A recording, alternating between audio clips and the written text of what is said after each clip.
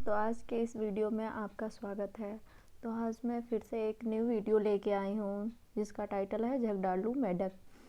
एक कुएं में बहुत से मेढक रहते थे। उनके राजा का नाम था गंगदत्त। गंगदत्त बहुत झगड़ालू स्वभाव का था। आसपास 2-3 और भी कुएं थे, उनमें भी मेढक रहते थे। हर कुएं के मेढक का अपना राजा था। हर राजा के किसी न किसी बात पर गंगदत्त का झगड़ा चलता ही रहता था।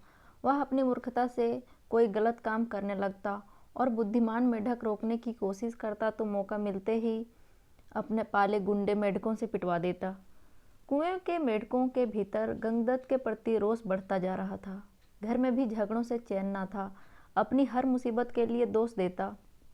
एक दिन गंगदत्त पड़ोसी मेढक राजा से खूब झगड़ा। खूब तू तू मैं हुई। गंगदत्त ने अपने कुएं में आकर बताया कि पड़ोसी राजा ने उसका अपमान किया है। अपमान का बदला लेने के लिए उसने अपने मेढकों को आदेश दिया कि पड़ोसी कुएं पर हमला करें। सब जानते थे कि झगड़ा गंगदत्त ने ही शुरू किया होगा। कुछ सियाने मेढकों तथा बुद्धिमानों ने एकजुट होकर एक स्वर में कहा, राजन, पड़ोसी कुएं में हमसे 2 गुने मेढक हैं। वे स्वस्थ व हमसे अधिक ताकतवर हैं। हम यह लड़ाई नहीं लड़ेंगे। गंगदत्त सन्न रह गया और बुरी तरह तिलमिला गया। मन ही मन उसने ठान ली कि इन गद्दारों को भी सबक सिखाना होगा। गंगदत्त ने अपने बेटों को बुलाकर भड़काया। बेटा, पड़ोसी राजा ने तुम्हारे पिताश्री का घोर अपमान किया है। जाओ, पड़ोसी राजा के बेटों की ऐसी पिटाई करो कि वे पानी मांगने लग जाएं। गंगदत्त के बेटे एक दूसरे का मुंह देखने लगे। आखिर बड़े बेटे ने कहा, पिताश्री, आपने कभी हमें टर्राने की इजाज़त नहीं दी है। टर्राने से ही मेढकों में बल आता है, हौसला आता है और जोश आता है। आप ही बताइए कि बिना हौसले और जोश के हम किसी की क्या पिटाई कर पाएंगे। अब गंगदत्त सबसे चिढ़ गया। एक दिन वह कुड़ता और बुड़बुड़ाता कुएं से बाहर निकल इधर उधर घूमने लगा। उसे एक भयंकर नाग पास ही बने एक बिल में घुसता नजर आया।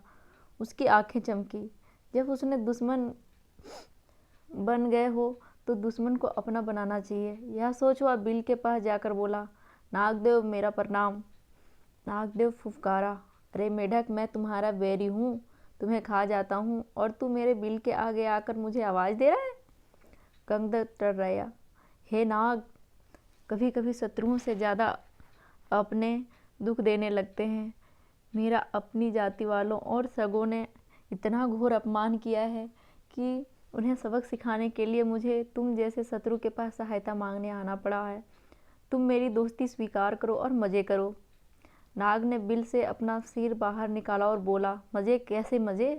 गंगदत्त ने कहा, मैं तुम्हें इतने मेढक खिलाऊंगा कि तुम मोटाता मोटाता अजगर बन जाओगे। नाग ने शंका व्यक्त की, पानी में मैं जा नहीं सकता, कैसे पकड़ूंगा मेढक? गंगदत्त ने ताली बजाई, नाग भाई, यही तो मेरी दोस्ती तुम्हारे काम आएगी। मैंने पड़ोसी राजाओं के कुओं पर नज़र रखने के लिए अपने जासूस मेढकों से गुप्त सुरंग खुदवा रखी है। हर कुएं तक उनका रास्ता जाता है।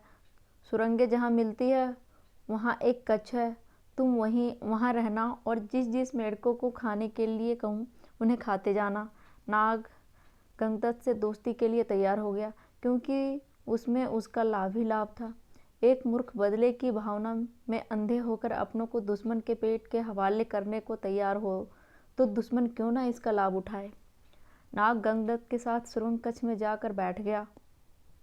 गंगदत्त ने पहले सारे पड़ोसी मेढक राजाओं और उनकी प्रजाओं को खाने के लिए कहा। नाग कुछ सप्ताहों में सारे दूसरे कुएं के मेढकों को सुरंगों के रास्ते जाकर खा गया। जब सब समाप्त हो गए तो नाग गंगदत्त से बोला, अब किसे खाऊं? जल्दी बता, 24 घंटे पेट फुल रखने की आदत पड़ गई है। गंगदत्त ने कहा, अब मेरे कुएं के सभी सियाने और बुद्धिमान मेढकों को खाओ। वह कुएं खाए जा चुके तो प्रजा की बारी आई। गंगदत्त ने सोचा, प्रजा की ऐसी की तैसी हर समय कुछ न कुछ शिकायत करती रहती है। उनको खाने के बाद नाग ने खाना मांगा तो गंगदत्त बोला, नाग मित्र, अब केवल मेरा कुनबा और मेरे मित्र बचे हैं। खेल खत्म और मेढक हजम। नाग ने फन फैलाया और फुफकारने लगा, मेढक, मैं अब कहीं नहीं जाने का। तू अब खाने का इंतजाम कर, वरना।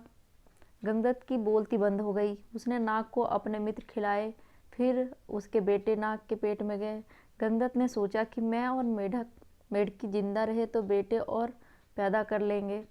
बेटे खाने के बाद नाग फुफकारा, और खाना कहाँ है? गंगदत्त ने डरकर मेढक की ओर इशारा किया। गंगदत्त ने स्वयं के मन को समझाया, चलो बूढ़ी मेढकी से छुटकारा मिला, नई जवान मेढकी से विवाह कर नया संसार बसाऊंगा। मेढकी को खाने के बाद नाग ने मुंह फाड़ा, खाना। गंगदत्त ने हाथ जोड़े, अब तो केवल मैं बचा हूँ, तुम्हारा दोस्त गंगदत्त। अब लौट जाओ। नाग बोला, तू कौन सा मेरा मामा लगता है? और उसे हड़प गया।